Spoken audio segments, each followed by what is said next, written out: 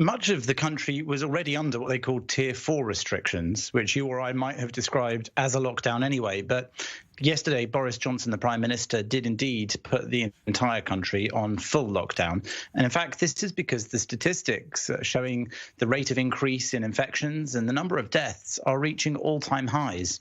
This just as the country was beginning to gain some hope with the vaccines coming through the system and with people being given vaccines. The UK actually doing very well compared to other countries, beaten only by Israel and Bahrain so far in the rate of its vaccination, and both those countries with tiny populations compared to the 66 million plus here in the United Kingdom. But that's not going to help anyone at the moment with this new variant strain of the virus, which is apparently easier to spread. The transmission is higher, somewhere between 50 to 70%, the Prime Minister said. And because of that, the rate has simply been going up and up.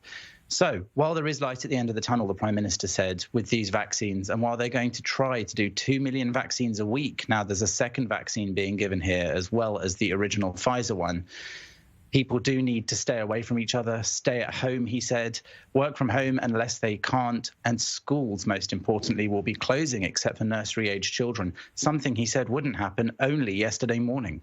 Now, you mentioned the introduction of the new vaccine, the Oxford AstraZeneca vaccine here. Now, by all accounts, easier to distribute by some means here. Doesn't require the extreme cold storage, if I'm not mistaken, of the Pfizer and Moderna vaccines here. A different approach here. Is there some greater optimism now that this sort of homegrown, the treatment is coming into the marketplace?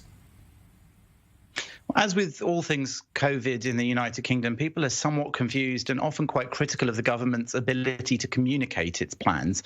But of course, it's a fast-changing situation and the government's constantly having to revise what it's going to do.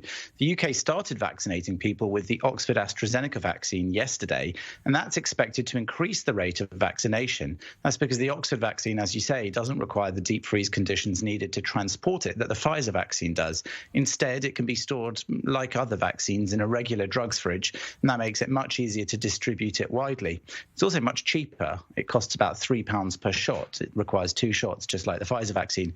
Even so, vaccines of any sort are going to be scarce here and everywhere. So to reach that 2 million a week target, the government's going to have to rely on a steady flow of vaccines coming to the market. And also there's some controversy over how the government has communicated its plans for the window period between the first and the second doses of both vaccines. They're planning to stretch that beyond the 3 to 4 weeks that's recommended in the trials to up to 12 weeks. They say that that will allow them to give more people one dose of the vaccine, giving them some high percentage of coverage, but not necessarily the longevity given by the second dose. And that's caused some controversy.